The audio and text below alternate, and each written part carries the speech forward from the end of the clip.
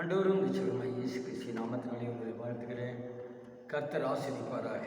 எனக்கு அருமையானவர்களே, இந்த கால வேளையில் ஏசாயா தீர்க்கதரிசியின் புத்தகம் 50வது அதிகாரத்தில் கடைசி 2 வசனத்தை வாசித்து சிறிது நேரம் தியானிப்போம். உங்களில் எவன் கர்த்தருக்கு பயந்து அவருடைய தாசனின் சொல்லை கேட்டு தனக்கு வெளிச்சம் இல்லாததினால் இருட்டிலே நடக்கிறானோ அவன் கர்த்தருடைய நாமத்தை நம்பி தன் தேவனை சார்ந்து கொள்ள கடவன்.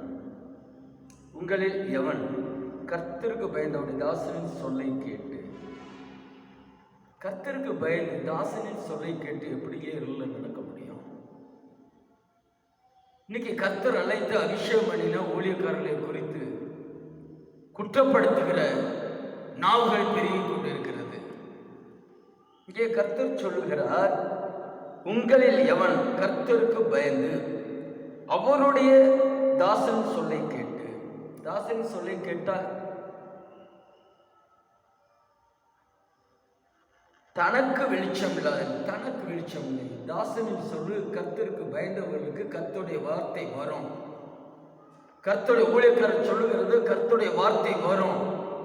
ஆனால் தனக்கு வெளிச்சம், அந்த வசனம் அவர்கள் சொல்லுகிற காரியங்கள் ஏற்றுக்கொள்ளாதவர்களுக்கு வெளிச்சம் இருக்காது. இருட்டிலே நடக்கிற எவனோ கர்த்தருடைய தாசன் சொல்லுகிற சொல்லை கேட்டு வசனத்தை கேட்டு தான் இருட்டிலே நடக்கிறவன் எவனோ, கீழ்ப்படியாதவர்கள் எவர்களோ அப்படின்னு வைத்துக் கொள்ளலாம். அவன் கர்த்தருடைய நாமத்தை நம்பி தன் தேவனை சார்ந்து கொள்ள கடவுள்.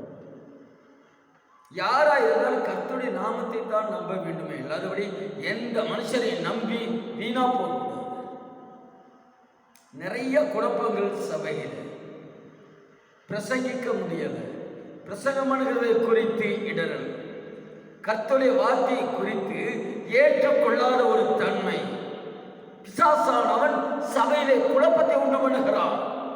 பிசாசானவன் ஊழியக்காரர்களை குற்றப்படுத்துகிற காரியங்களை, ஒன்றும் இல்லாதவர்களெல்லாம் குற்றப்படுத்துகிற காரியங்களை சபையில பெருக வைத்துக் கொண்டு இருக்கிறான்.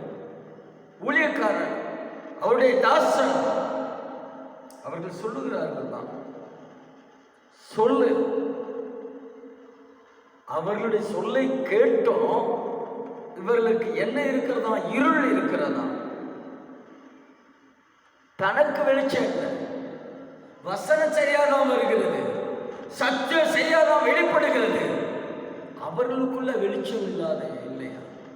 வெளிச்சம் இல்லாமல் நடக்கிறார்கள். நடக்கிறவனோ எவன் நடக்கிறானோ அவன் கர்த்தருடைய நாமத்தை நம்பி தன் தேவனை சார்ந்து கொள்ள கடவுள். கர்த்தருடைய வார்த்தையை கேட்டும்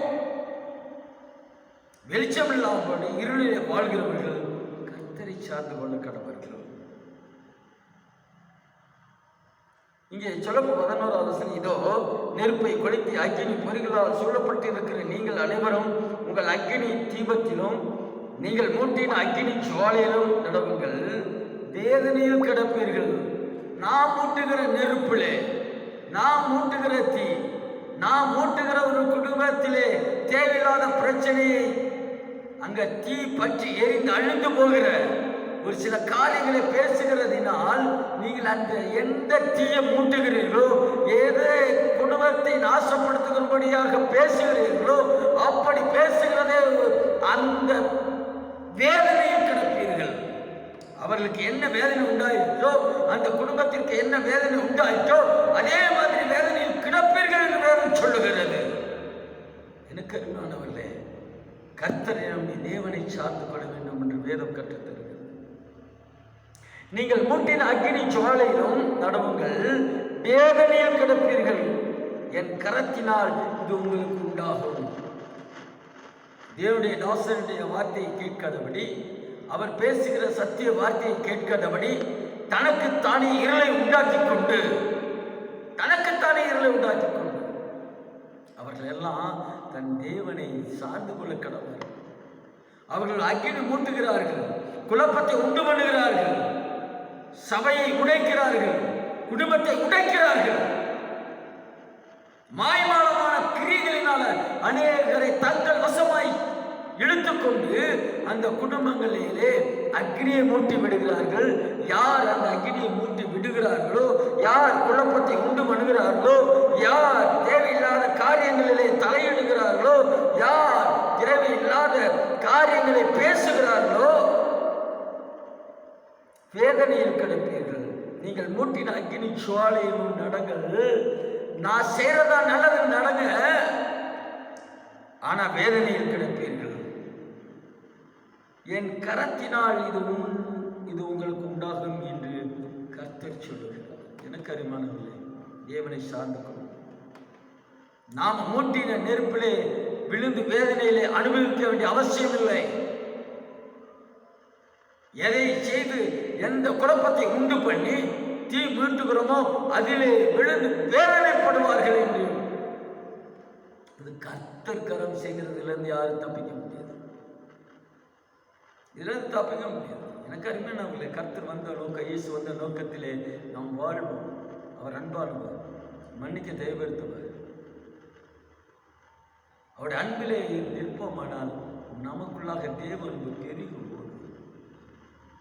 எதை எடுத்தாலும் நான் தான் பெரியவர், எங்களை விட்டா வேற ஆள்.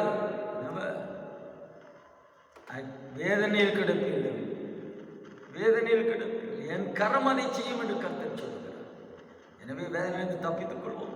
கர்த்தரை நம்புவோம், கர்த்தரை பார்த்து வைப்போம், கர்த்தரை முன்னிறுத்துவோம், கர்த்தருக்காக வைராக்கியம் பாராட்டுவோம். நாம் செய்கிறது கர்த்தருக்காக இருக்கிறதா என்று யோசித்து பார்க்க வேண்டும். மாம்சத்திலே செய்துவிட்டு மாம்சத்திலே மடிகிறதற்காகவா கர்த்தராய் இயேசு கிறிஸ்து ரத்தம் சிந்தி ஜீவனை கொடுத்து 3ஆம் நாள் உயிர்த்து மீண்டும் வரப்போகிறார். எனவே கர்த்தர் நாம மகிமைக்காக தான் நிறுவனப்பட்டு கர்த்தரை சார்ந்து வாழ்வோம். கர்த்தர் இதே காரியங்களை செய்வார். எங்களுக்காக செபித்துக் கொள்ளுங்கள். வருகிற சனிக்கிழமை 21/9/2024 3ஆம் சனிக்கிழமை திருப்பூர்லேருந்து அருமையான ஊழியக்காரர் சிவனுள்ள ஒரு சாட்சி அவர் பாஸ்டர் ஜெபமணி வருகிறார்கள். வார்கள் என்று